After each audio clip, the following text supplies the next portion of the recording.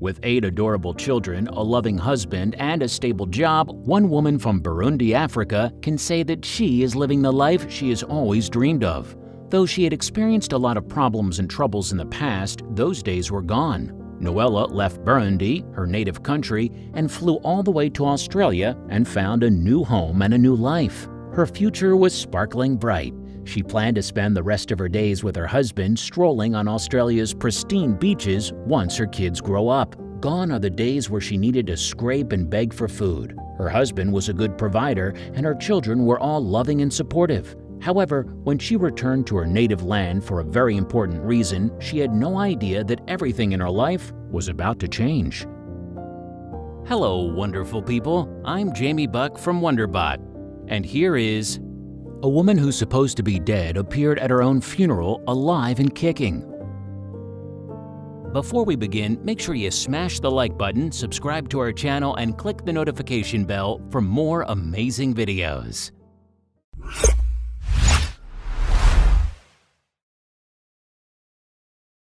In 2004, Noella Rukundo left her native home in Burundi to search for a brighter future in Australia. Her first husband had died and left her with 5 children. With big dreams for her kids, the widow mustered all of her courage and decided to take her luck in a foreign land.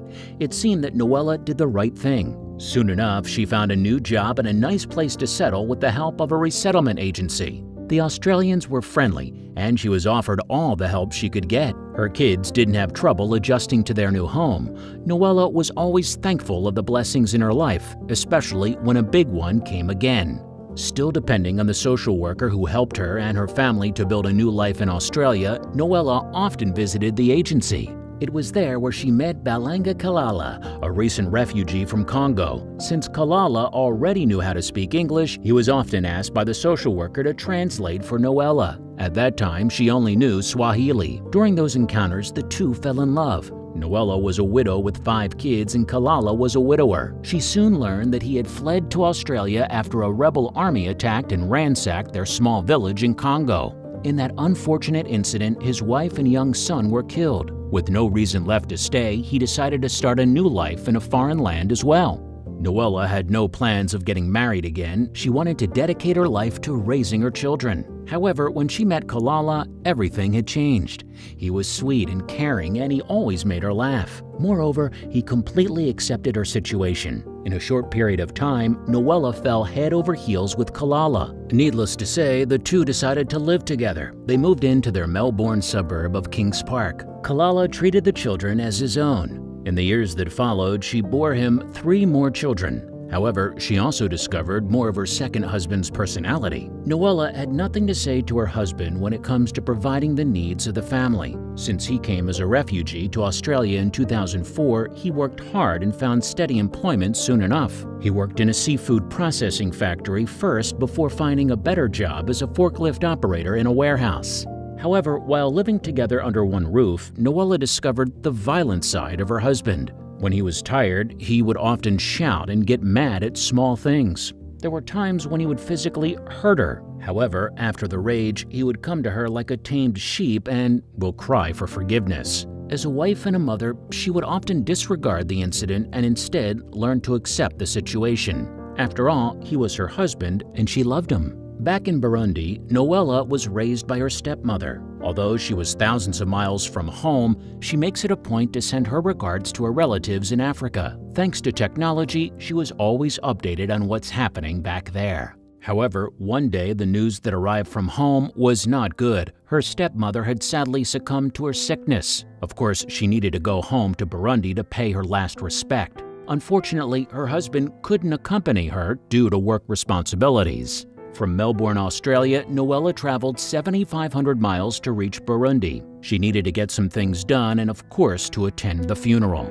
It would be the last time she would see the amazing woman who raised her. Her husband Kalala kept on checking on her through phone calls. Since her home in Burundi was small, Noella decided to check in to Hotel Bujumbura. She was feeling stressed, sad, and exhausted and missed her husband and children as well. After the funeral service, she went back to her hotel room to get some rest. Just in time, her phone rang. The call was from her husband. She answered it right away and instantly detected the sound of concern on Kalala's voice. She was feeling so lonely, and his call was one of the things she needed. According to her husband, he was trying to get to her all day. He asked how she was doing, and she replied she was going to go to bed to get some rest from the hard day she had. Instead of saying goodnight, Kalala advised her to take a dose of fresh air outside. Noella felt that he was so worried about her, so she decided to follow his suggestion. She had no idea that it was the beginning of something she never thought could happen to her. Noella was only a few steps out of the hotel compound when she noticed a man approaching her.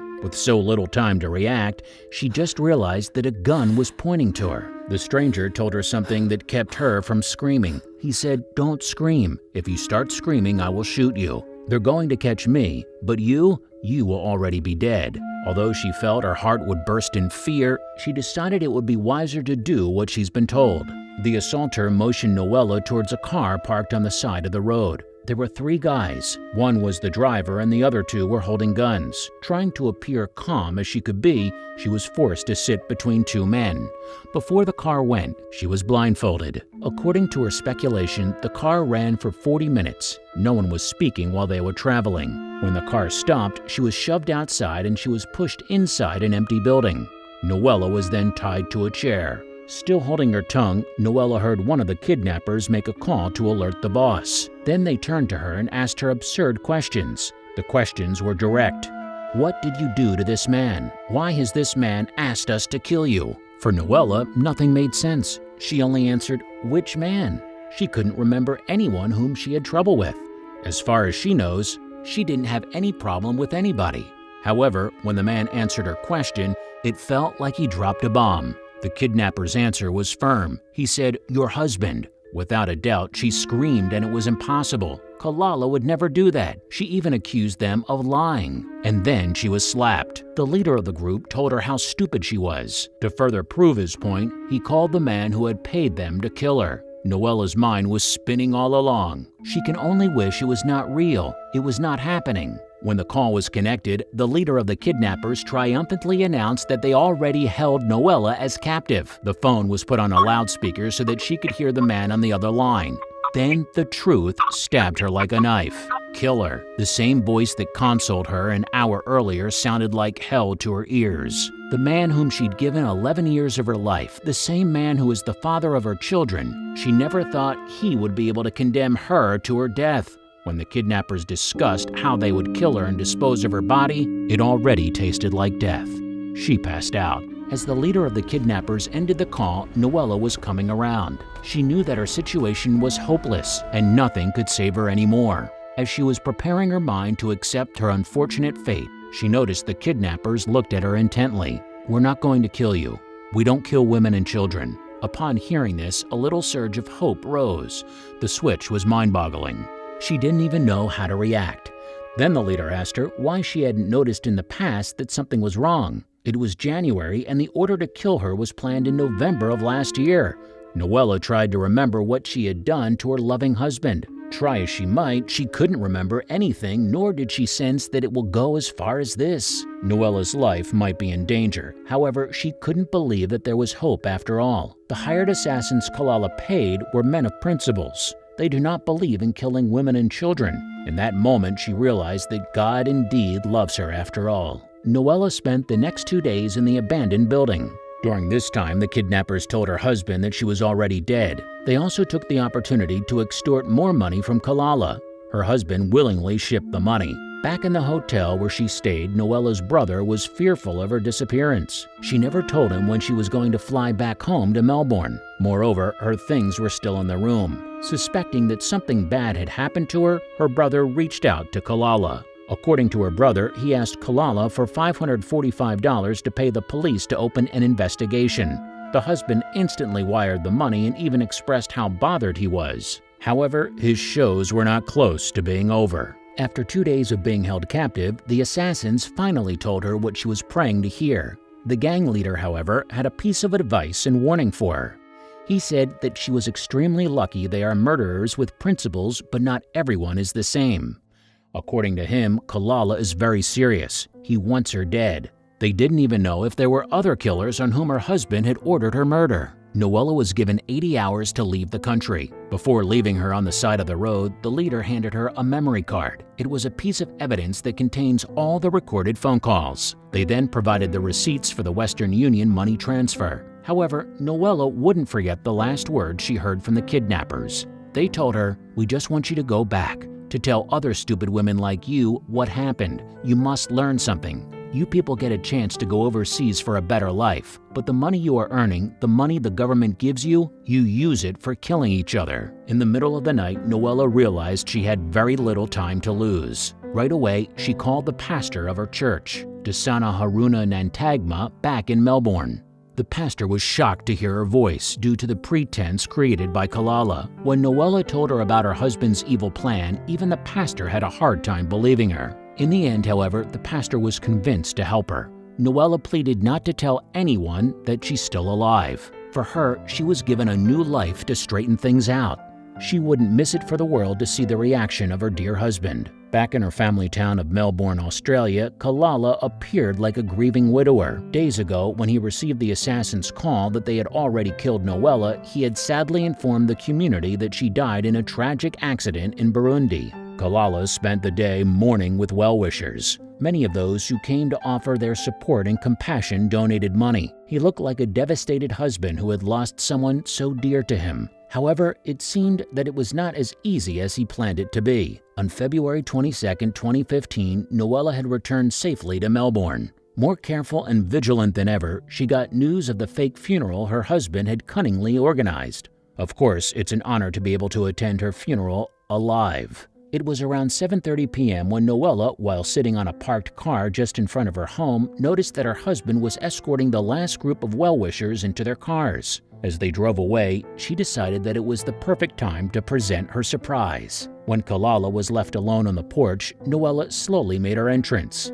Even in the dark, she saw her husband's reaction upon seeing her. His mouth was open wide and a look of fear was beginning to show. She walked closer, not speaking any word. Her husband kept on talking to himself. It was like he was seeing a ghost. When they were inches apart, Kalala touched her shoulders. Then he jumped. When he reached out to touch her again, it was then that he realized that she was not just an apparition. Kalala then started to scream, asking for forgiveness. In the past, Noella had always forgiven Kalala for hurting her physically. She even believed him when he said that his violence was just a result of the trauma he got from his native land. She loved him dearly, and she was always willing to accept him. But this time, he had reached the limit. He even went beyond that. Noella called the police she had contacted beforehand. They ordered Kalala off the premises. A few days later, she obtained a court order against him. To make her case strong, she followed the policeman's order to call her husband. It was then that he made a full confession. Without his knowledge, the murder confession was being recorded on tape. According to Kalala, he loved her so much and was suspecting that she would later leave him for another man. He said the evil deed was planned out of jealousy. But no matter how much he tried, Noella's heart and mind were already closed. She had already learned her lesson the hard way. Noella pursued a case against him. With all the pieces of evidence she had, she knew she would get the justice she deserved. When Kalala was brought in for questioning, he denied his involvement in the murder plan. How could he? When Kalala was brought in for official questioning, he tried for hours to deny that he was the mastermind. He told the police he was incapable of such a thing. However, when the police played the recordings of his voice as he was confessing the plot and the reasons why he had paired killers to murder his wife, he realized he had nowhere to go.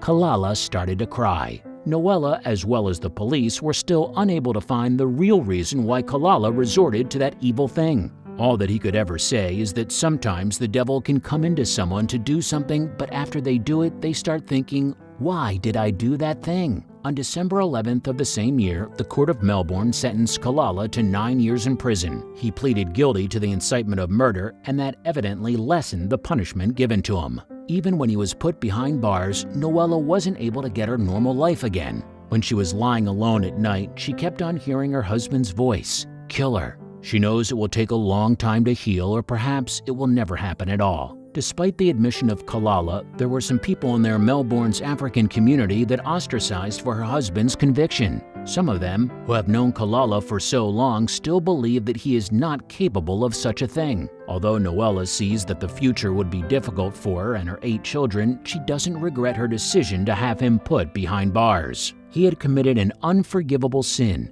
and her trust and love for him were gone completely. She might be devastated as a wife, but she ensures that she will take care of her 8 children for as long as she lives. After everything that happened, she knows that she needs to be stronger than ever. When asked about people who blamed her, Noella held her head up high and said, "My situation, my past life, that is gone. I'm starting a new life now."